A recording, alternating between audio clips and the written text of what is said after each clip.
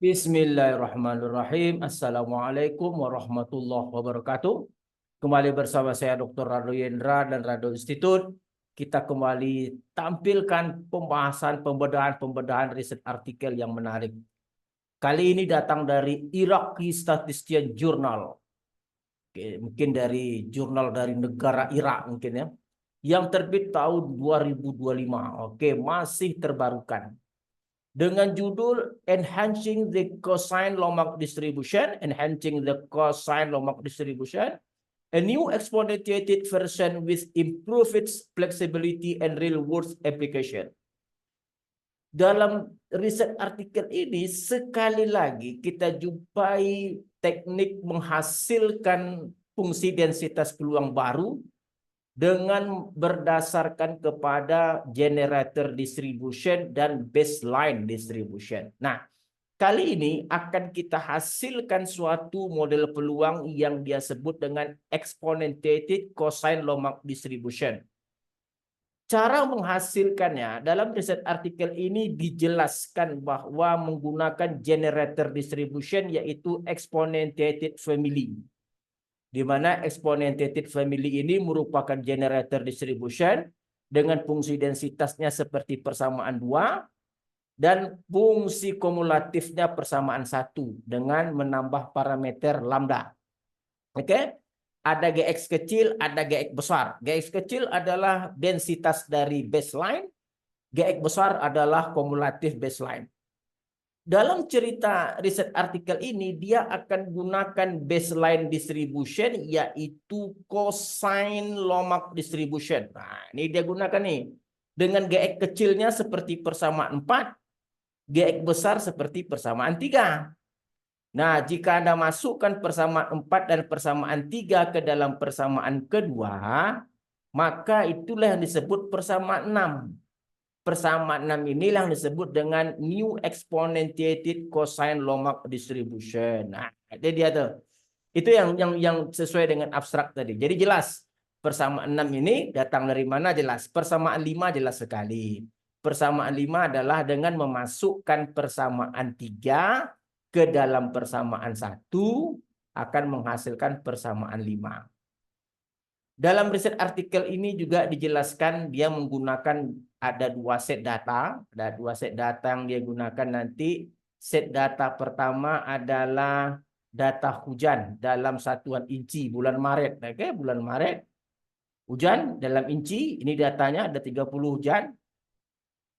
Nanti akan menghasilkan parameter lambda 1,8, alfanya 110 alfanya ini jutaan, 1.101.000, betanya 1 juta bla bla bla bla. Dengan nilai minus log likelihood 38, AIC 82. Oke.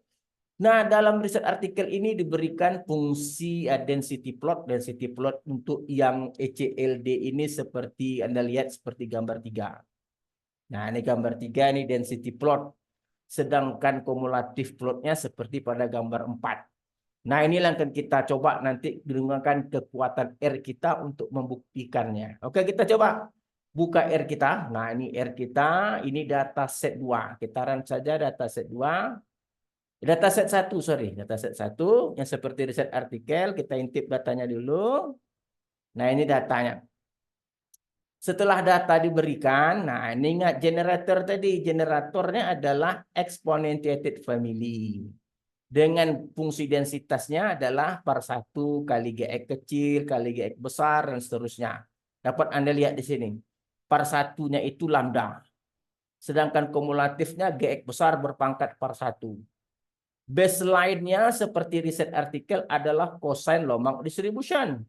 Dengan Gx kecil, ini dia, seperti riset artikel yang kita lihat tadi, Gx besar. Anda masukkan Gx kecil, Gx besar ke dalam Fx ini.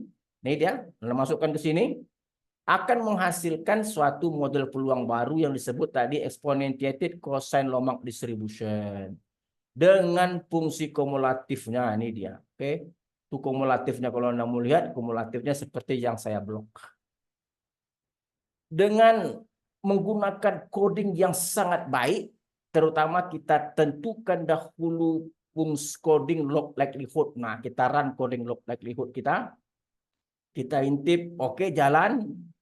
Lalu dengan menggunakan Optim, oke, ini Optim kita coba run Optim, kita lihat parameter kita berapa. Parameter ya sama dengan riset artikel. Jadi kalau Anda lihat riset artikel tadi 1,8, ada 3 jutaan, ada 2 jutaan. Sama persis dengan riset artikel yang telah kita lihat tadi sebelumnya. Dengan nilai minus log likelihood 38 sama persis dan konvergen menuju bilangan 0. Nah, dari parameter ini kita coba lakukan uji density plot dan kumulatif plot seperti yang kita lihat di riset artikel tadi.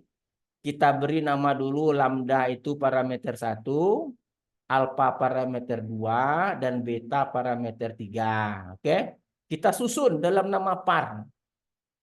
Nanti kalau ketemu fungsi densitasnya par 1 itu lambda artinya. Kalau par 2 alfa, kalau par 3 beta. Oke, kita run saja seluruhnya. Oke, fungsi densitas dan kumulatif kita run. Nah, baru kita lakukan uji density plot. Density plot memasangkan histogram dengan fungsi densitas. Kumulatif plot memasangkan kumulatif hampiran dan kumulatif model. Ingat, kumulatif hampiran rumusnya I kurang 0,5 per N. I itu adalah bilangan 1 sampai banyaknya data. Sedangkan dalam fungsi densitas, jangan lupa untuk density plot ganti dengan XI. Kumulatifnya ganti dengan XX. Nah, tapi kalau untuk tujuan optim tetap ya. Untuk tujuan optim jangan diganti XI dan X. Tetap saja X. Oke, coba kita lihat hasil kita. Kita tengok intip density plot dan kumulatif plot kita. Wah, itu dia.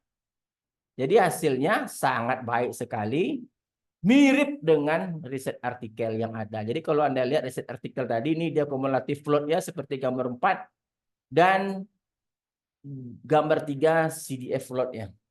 Anda lihat density plotnya ini yang paling ujung ini Anda lihat tuh sama aja dengan hasil yang kita peroleh dengan menggunakan R. Sekali lagi Rado Institute menunjukkan bahwa ini dia, bahwa coding-coding yang kita share itu siap pakai. Jadi bagi mahasiswa maupun peneliti jangan ragu untuk terus bersama Rado Institute, lihat perkembangan model-model peluang. Karena memang kok kita konsisten untuk melihat perkembangan model-model peluang dari tahun ke tahun. Oke, saya rasa jumpa lagi pada sesi berikutnya. Assalamualaikum warahmatullahi wabarakatuh.